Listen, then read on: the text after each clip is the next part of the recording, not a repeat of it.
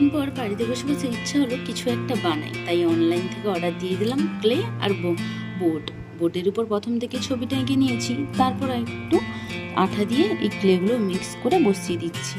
জানি না ঠিক কেমন হয়েছে, কারণ প্রথমবার তো বানাচ্ছি। অনেকজন বানিয়েছে দেখেছি, খুব সুন্দর লাগে ওদের। তো আমারটা কেমন হয়েছে তোমরা জানিও। প্রথমবার বানিয়েছি তো তাই হয়তো ঠিকঠাক হয়নি। আমাদের কাছে তেমন কোনো কালার ছিল না, তাই হলুদ আর পিঙ্ক কালারটা দিয়ে দিয়েছিলাম। আর ওই কাঁচগুলো অনলাইন থেকে অর্ডার দিয়েছিলাম। এবার ডট পেন্সিল দিয়ে একটু ডট ডট করে দিয়েছিলাম। ফাইনাল লুকটা দেখো, এবার কমেন্ট করে জানাও কেমন হয়েছে।